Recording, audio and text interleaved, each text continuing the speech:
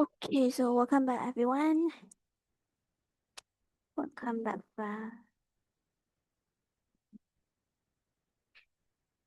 အဲ့တော့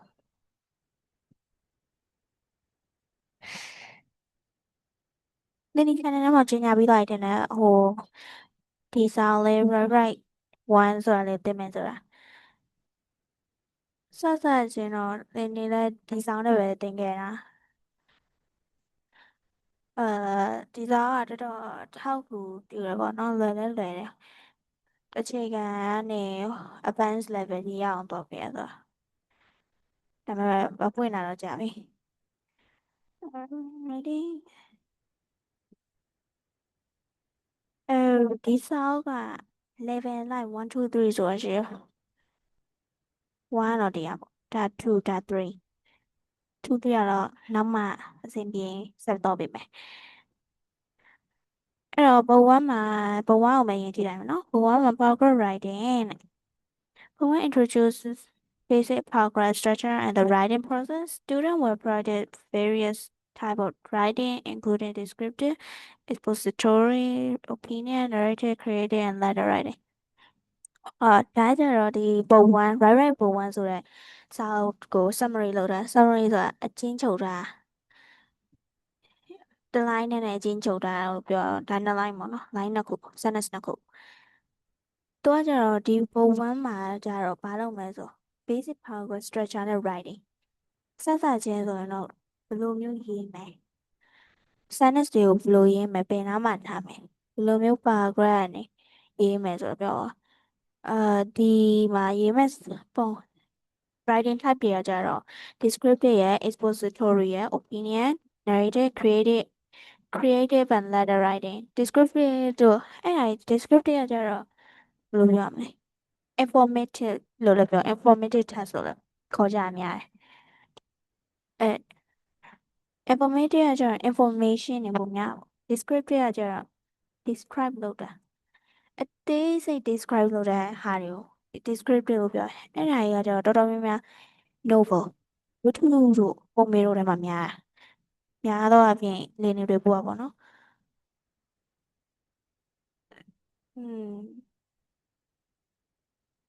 ဒီထဲမှာ letter ဆိုတာလည်း email နဲ့တူတူပဲဒီထဲမှာ email ဆိုတာလည်းရေးလိုက်မယ်မှတ်မိသလောက်တော့ email လည်းရေးဖို့ခဲ့တယ် right paragraph essay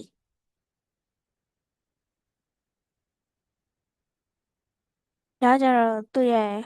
unit လိုက်ပိုင်းတင်မယ်ဆိုတော့ပြော unit 1ကျ writing process ဆိုတာခဏပြောတဲ့အတိုင်းပဲ structure ဘယ်လို brainstorm လုပ်မယ်ဘယ်လိုမျိုး paragraph တစ်ခုကိုလုပ်မလဲစရေးမလဲဆိုတော့ပြောချင်တာဒီမှာဖတ်လို့ရပြီတိတိလေးဟုတ်ပါ哎呀 student will learn about each style of the writing process and practice the brainstorming outlining drafting revising and editing of their own paragraphs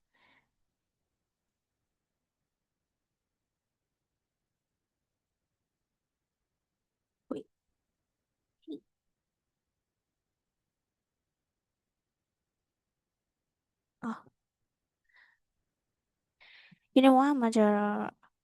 structure writing structure unit 2တို့ထားကျတော့ writing ပုံဖြစ်သွားပြီ structure 1မှာလုပ်ပြီးသွားတာ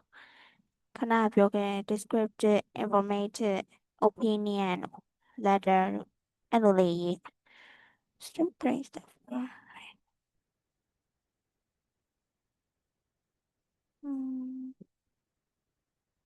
there are 10 units in here ဟုတ်ပြီလေချစ်စရာလေး my favorite person my favorite place how to play a game my country good neighbor being a kid my scariest experience Cinderella story Cinderella တော့ပါသေး thank you letter ဒီနေ့က unit 1တော့မယ်တော့ unit ကိုကတော့ခဏ unit အလိုက်ဘယ်လိုမျိုးဘာအကြောင်းကိုပြောမှလဲဆိုပြောချင်ဒီဘက်က key point ရကြတော့ structure writing structure ရေးနေ Unit 1 writing process. Okay. Unit 1 မှာတော့သင်တော့မှာ writing a paragraph using the writing process. Key point are brainstorming, outlining, drafting, revising, and editing. These are steps for writing. Basic.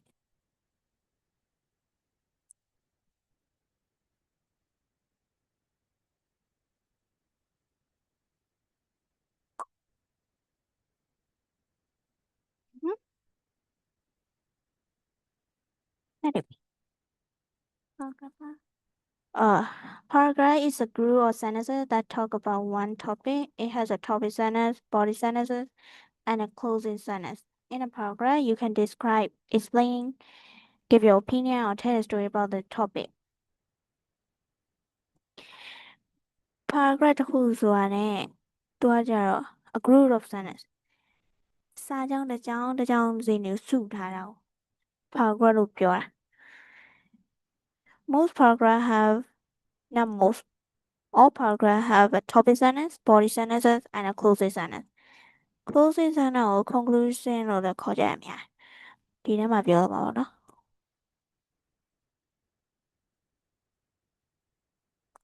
why you ကြည့်ပဲ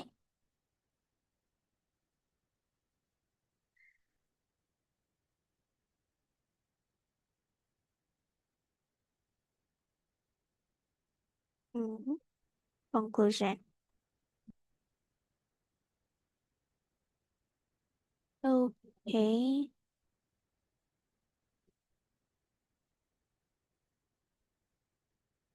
ဒါပထမဆုံး paragraph ဒီပြောရတဲ့ paragraph my favorite season into the beginning of the paragraph my favorite season is winter I like the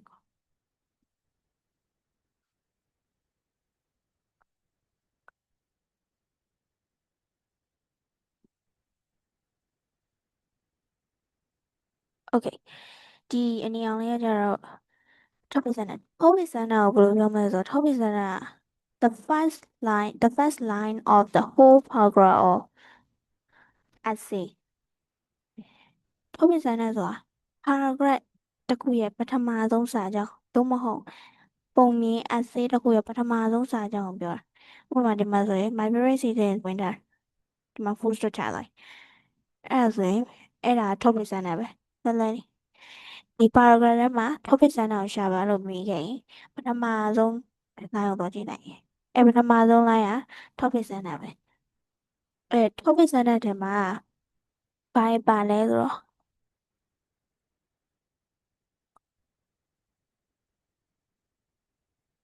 topic sentence ထဲမှာ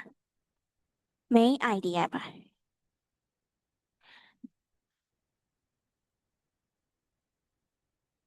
oh my god ဒီ paragraph တစ်ခုလုံးမှာဘာကြောင့်ပြောတော့မယ်ဆိုတော့ပါ main idea ဒီမှာဆိုရင်ဒီထဲမှာဘာကြောင့်ပြောတော့သူကတော့ my favorite season လို့ topic ပေးတာဒီထဲမှာ my favorite season is winter ဆိုတေချာသွားရင်ဒီနောက်မှာပြောမယ့်အကြောင်းအရာ winter အကြောင်းပြင်မယ်အဲ topic sentence ထဲမှာ main idea ပါတယ်ပြီးတော့ key point လည်းအတူတူပဲ main idea နဲ့သူကကြတော့ဘာလုပ်တာလဲဆိုတော့ paragraph တစ်ခုလုံးတစ်ကြောင်းနဲ့အကျဉ်းချုပ်လိုက်တယ်ခဏလို summary ပေါ့ summary ဆိုတာ summary ဆိုတာ conclusion လည်းဖြစ်နိုင်တယ် conclusion sentence ရောက်မှာ closing sentence လို့ပြောတယ်closing sentence ကကြတော့ closing sentence နဲ့ topic sentence နဲ့မတူတာ topic sentence ကကြတော့အောက်ကဘာပြောမယ်ဆိုတာကိုပဲပြောထားတယ်ဥပမာဟိုအနီရောင်ကဲ့ရဲ့အောက်မှာအမဲရောင်ရှိရဆိုတော့တမ်းမပြမနဲ့အမဲရောင်ကဲ့ရဲ့အစွန်းလေးကိုပဲဖြာတာအဲ့လိုမျိုးအဲ့တော့တည်ရင်အဲ့အောက်မှာအမဲရောင်ကဲ့ရှိရဆိုတော့နည်းနည်းရိပ်မိနေအဲ့လိုမျိုးပဲ topic sentence ဆိုတာပထမဆုံးအဲ့မှာဘာပြောမလဲဆိုတာကိုနည်းနည်းလေး hint ပေးတာလို့ပြောပေါ့ hint ပေးတာ အောက်မှာဘာကြောင့်ပြောမှာနော်ဆိုရင်ဒီမှာဆို my favorite season is winter အဲ့ဒါဆိုရင်အောက်မှာသူ winter ရဲ့အကောင်းကြောင်းနဲ့ဆောင်းရာသီရဲ့အကောင်းကြောင်းတွေကိုပြောမှာဘာဖြစ်လို့လဲဆို favorite ဆိုတဲ့ဆန်းတဲ့ကြောင့် what ကြောင့်မဟုတ်ပါဘူး what ကြောင့် favorite ဆိုတော့ my favorite season is winter ဆိုပြီးတော့ winter ရဲ့ဘက်မကောင်းတဲ့အကြောင်းတွေတော့ရေးလို့မရအောင်လေအဲ့တော့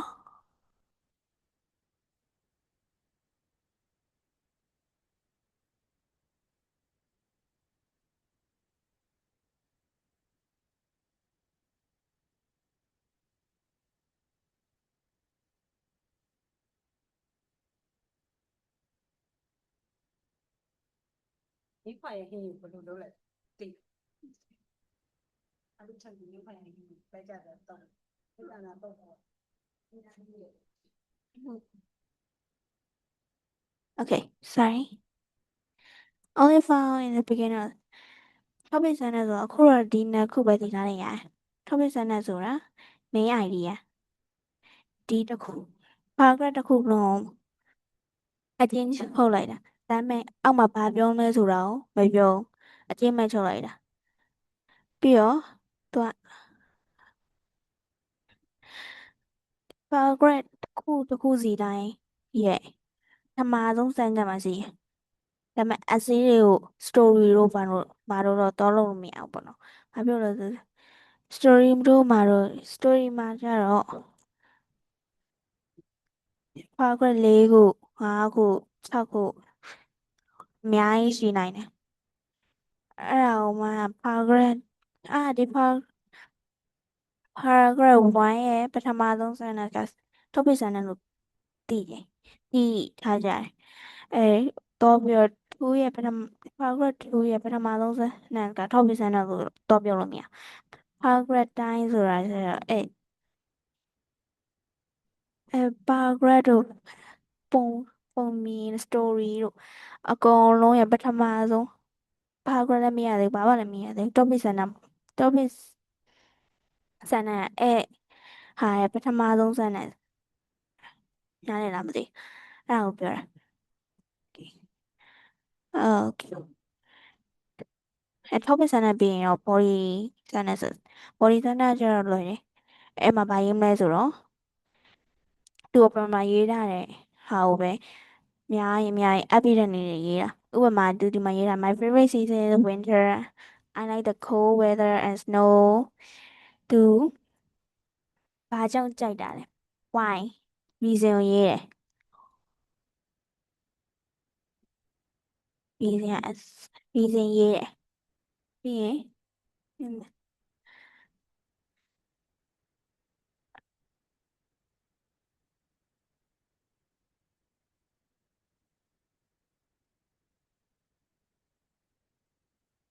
my god am I right evidence နဲ့ hint အဲ့တော့body paragraph မှာ reason အကြောင်းပြချက်ဆောင်းရာသီကိုသဘောကျတယ်ဘာကြောင့်သဘောကျတယ်ဘာအကြောင်းကြောင့်လဲမွေးနေ့ရှိလို့လားသို့မဟုတ်နှင်းကြတာကြိုက်လို့လားသူဒီမှာရေးထားတာကြတော့အေးတဲ့ရာသီနဲ့ I like snow နှင်းကြိုက်တာ When it is cold I like wearing the scarf and glove that my grandma made for me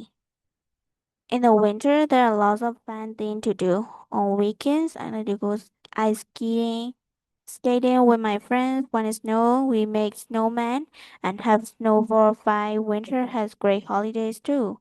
My favorite are Christmas and New Year's Day because I got presents. See? Only good point. To how can I to agree? လက်ခံနိုင် topic sentence ဟာကို evidence အနေနဲ့ပြောတာ evidence နေ hint အနေနဲ့ reason အနေနဲ့ပြောတာရှိရယ်လေတချို့ဆိုရင်ဗာလဲ debate ဆိုတာရှိရယ် debate ဆိုတာ speaking တစ်မျိုးပဲအဲ့ဒါကြတော့ကိုယ့်ဘက်နဲ့သူ ကိုယ့်ဘက်နဲ့ကိုယ့်ဖွင့်တယ်သူတခြားကဖွင့်တယ်ဟုတ်တယ် like speak against ပြိုင်ပြီးပြောတာဥပမာကိုက dot my god ဘာလဲကိုက dot person ဆိုတော့ခွေးလေးရှိတာဟုတ်တခြားတရကြတော့ cat person အဲ့တော့ကိုက dot person ကိုကြိုက်တယ်ဆိုရင် dot ရဲ့ခွေးရဲ့အကောင်းကြောင်ပဲပြောမှာဘာဖြစ်လို့လဲ good security လား or loyal to owner ကြောင့်လားအများကြီးပဲပြောချင် I evidence ကို gather လုပ်ရတယ် evidence ဆိုတာ reason တူတူပါပဲ reason တွေကို gather လုပ်ပြီးမှကိုယ့်ဘက်က topic ကိုသူများကိုနိုင်အောင်ပြောတာ cap ဆိုရင်လည်းအတူတူပဲဘာဖြစ်လို့လဲ fluffy ဖြစ်လို့လားအမွှေးထူလို့လားသို့မဟုတ် adorable ချစ်ဖို့ကောင်းလို့လားအဲ့အတိုင်းပဲကိုက cat person ရွေးထားပြီး dot တွေရဲ့အကောင်းကြောင်းကိုပြောလို့မရဘူးလေသို့မဟုတ် cat person ရွေးထားပြီးအဲ့ကြောင်တွေကမကောင်းကြောင်းပြောလို့မရဘူးလေဘာဖြစ်လို့လဲဆိုကိုရွေးထားတဲ့ပုံမူတည်ပြီးတော့ကိုမကြိုက်ရင်တော့မှကြိုက်အောင်လို့ evidence တွေ reason တွေရှာရတယ်ဥပမာကိုကြိုက်တာကိုကဖြစ်ချင်တာ cat person ဒါပေမဲ့ရောက်တော့တာ dot person နဲ့ရောက်တာအဲ့အကြောင်းတော့ဟာဆိုရင်ရောသူ့ကိုခွေးတွေကကြိုက်တယ်လို့မကောင်းလို့တော့ပြောတော့ကိုက dot person လေကို dot ဖွဲ့တဲ့ရောရောက်နေတာအဲ့တော့ dot ရဲ့မကောင်းကြောင်းတော့ပြောတော့ကိုရှုံးတာပေါ့အဲ့တော့အဲ့တိုင်းပဲဒီ body center နဲ့တူတူပဲ body center နဲ့ topic center တွေက paragraph အကုန်လုံးကချိတ်ဆက်ထားတာ topic center က my favorite season is winter ဆိုပြီးတော့ body center မှာ winter ရဲ့ကောင်းကြောင်းနဲ့ reason တွေဘာလို့ကြိုက်တာလဲဆိုတဲ့ reason တွေကိုပဲရေးမှာမဟုတ်ဘဲနဲ့အပေါ်မှာရေးထားတာတခြားအောက်မှာရေးထားတာတခြားဆိုရင်တော့လုပ်လို့မရဘူးပေါ့နော် okay အဲ့တော့ topic center နဲ့ body center ကိုနားလည်မယ်ထင်တယ်နောက်ဆုံး closing sentence closing sentence ကကြတော့ conclusion sentence လို့လည်းပြောတယ်ခဏပြောတဲ့အတိုင်းပဲ conclusion sorry ပါလက်တစ်ဖက်နဲ့ရေးနေရတော့ conclusion sentence conclusion sentence or closing sentence အဲ့ဒါကြတော့ topic sentence နဲ့ပြောင်းမယ်သူ paragraph တွေအောက်ဆုံးမှရောက်တာအဲ့အောက်ဆုံးက paragraph ဟာကို closing sentence လို့ခေါ်တယ်သူစမ်းတယ် what is it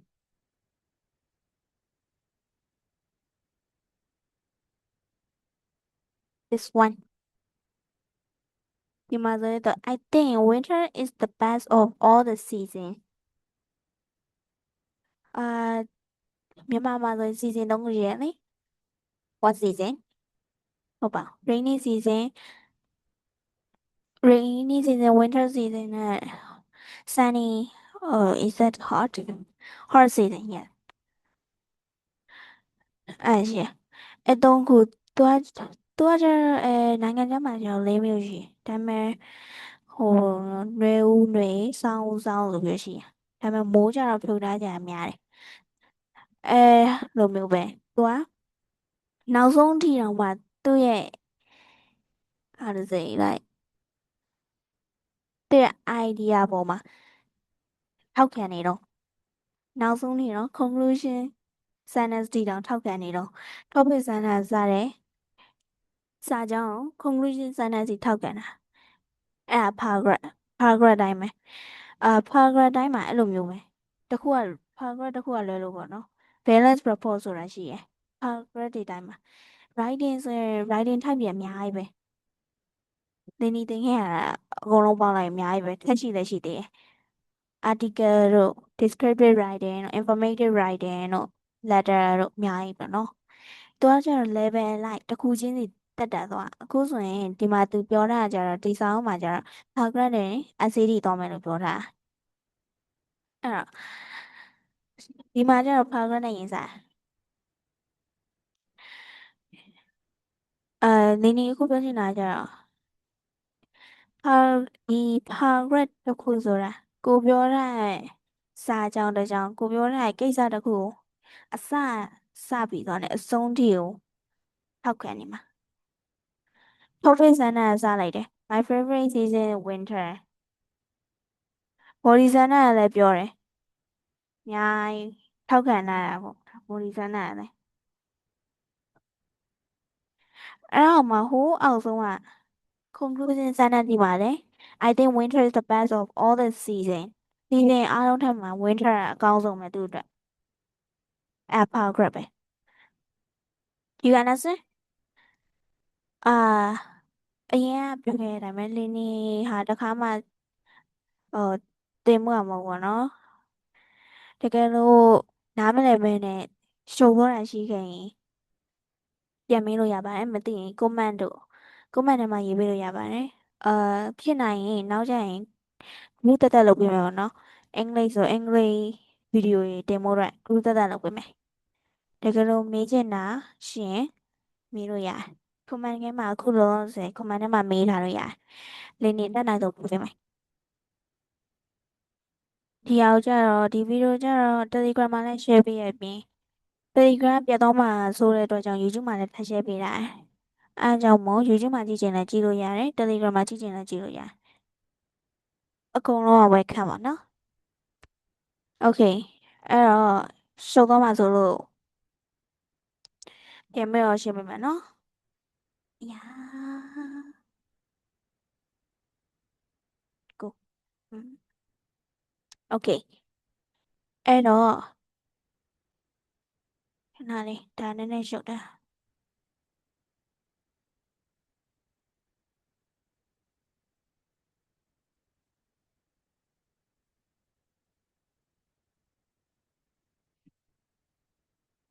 နေ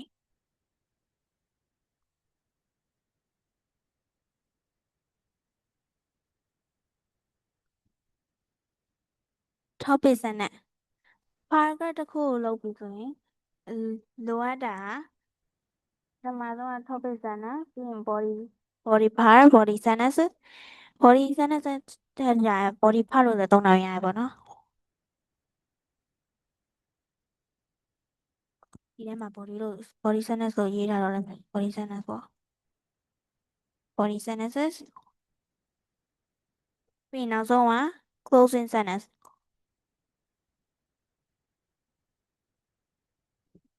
okay topic ဆန်တာကြတော့ topic ဆန်တာကြတော့ introducing the paragraph ခဏပြောသလိုပဲ main point ပါတယ်paragraph မှာဘာအကြောင်းရေးမယ်ဆိုတော့ပြ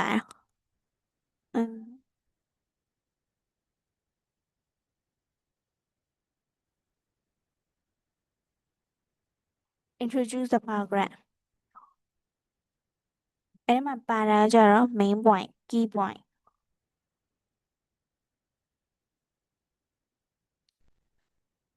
introduce ဆိုတာ မိတ်ဆက်တာမိတ်ဆက်အဲ့တော့ဒီ paragraph မှာဘာအကြောင်းတွေရေးတော့မယ်ဆိုတာမိတ်ဆက်တာအဲအကြောင်းတွေပါတယ်ပြီးရင် main point ဒီပါ main point ပါကြဲဆိုတာအဲ့ဒါကြတော့ဘာနဲ့တူလဲဆိုပြောမြင် more summary of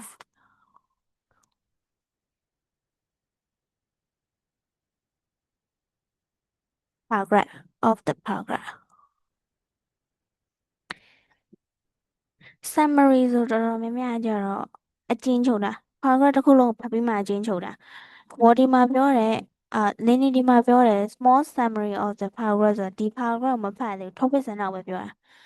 topic ဆန္ဒက summary လို့တော့ပြောလို့မရဘူးဒါပေမဲ့ဟုတ်မှာခဏလောက်နော်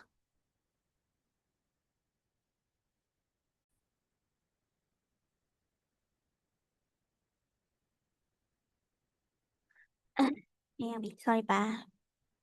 ခဏဘာပြောနေရတော့ဒီsmall summary of the paragraph အစပဲပြင်ပြောတယ် summary ဆိုတာအကျဉ်းချုပ်တာ paragraph အကုန်လုံးကိုကိုကဖတ်ပြီးတော့အကျဉ်းချုပ်လိုက်တာကိုပြောတာဒါပေမဲ့ဒီမှာလိန်နေသုံးထားတဲ့ small summary of the paragraph ဆိုတာကြတော့ small summary ဆိုတာ main point နဲ့အကုန်လုံး main point နဲ့ဆိုရင်သူပြောထားတဲ့ဟာကိုမူတည်ပြီးတော့ပြန်ရေးထားတဲ့ conclusion မဟုတ်နည်းနည်း hint ပေးထားတာဥပမာဘယ်လိုပြောရမလဲကိုကအိမ်မှာမနက်တိုင်း coffee တောက်နေကြ coffee မတောက်ရင် coffee မတောက်ရင်နွားနို့တောက်နေကြအဲ့တော့မနေ့ကအမေဈေးသွားတယ် coffee ရောနွားနို့ရောကုန်တယ်အမေကပြန်လာတော့ဝယ်လာတာနွားနို့အဲ့ဒါဆိုသေချာပြီမနက်ဖြန်မနက်ပါတောက်ရမှာနွားနို့အဲ့လိုမျိုးပဲ hint ပေးထားတာအဲ့လို hint ပေးတဲ့ sentence ကို topic sentence လို့ခေါ်တယ် topic sentence ကကျတော့ introduce လည်းလုပ်တယ်ပြီးတော့ include main point နေလည်းရှိတယ်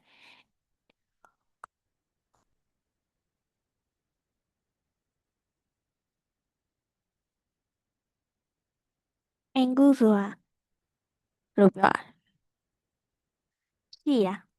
include ဆိုတာ consider လည်းသုံးလို့ရတယ် consider ဆိုတာနည်းနည်း advance မြင်တယ်ပေါ့နော် consider ဆိုတာကြတယ် creator လို့သုံးတာပေါ့ consider ဆိုတာ include ဆိုတာကြတော့ရှိတာအဲ့ထက်မှာပါဝင်တာအဲ့တော့ topic sentence ထဲမှာပါဝင်တာ main point နဲ့hint နေပေါ့ okay ဒါဆိုရင်တော့နားလည်မယ်ထင်တယ်တကယ်လို့ example ပေးရမယ်ဆိုရင်ဥပမာ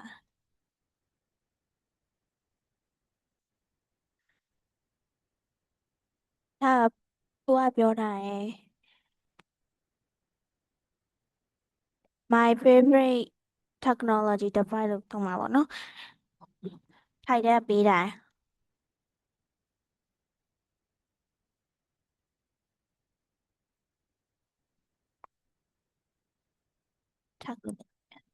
okay ဒါထိုက်တယ်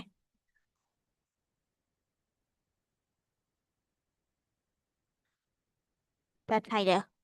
my favorite technology device အဲ့တော့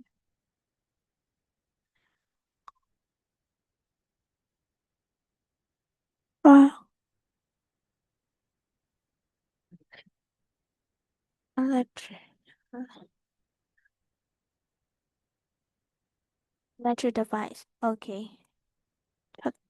my favorite electric device ဆိုရင်ဒါထိုက်တယ်သူပြောတာအဲ့ဒါမှ topic sentence ရေးမယ်ဆိုရင် my favorite electric device is mobile phone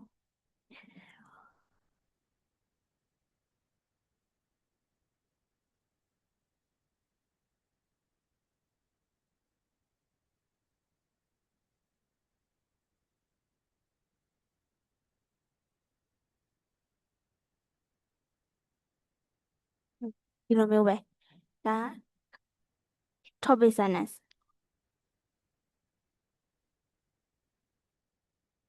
ဒီဘက်ကိုအတူကောက်ရေးလိုက်တော့မယ်နော် topic sentence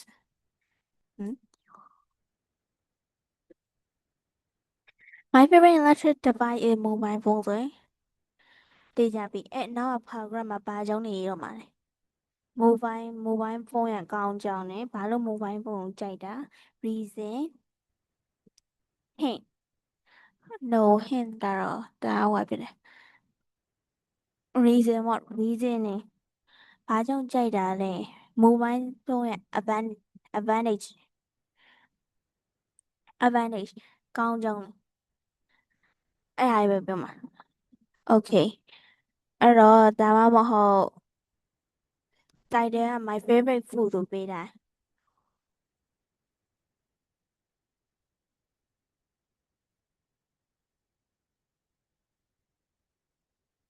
အဲ့ဆိုရင်ဒီမှာ my favorite ဆိုပြီးတော့ တချို့ကကျ my favorite ဆိုပြီး heading ကိုပြန်ပြီးတော့ heading ဆိုတာလည်း title ပဲ heading ကိုပြန်ပြီးတော့သုံးတာတဲ့ဆိုရင်တခြားနည်းနဲ့ဥပမာဟိုရင်ကဟိုတလောကတင်ထားတဲ့ introduce how to introduce myself တုန်းကတင်ထားတဲ့ spread writing then phrases လေးတွေလည်းပြန်သုံးလို့ရတယ် for example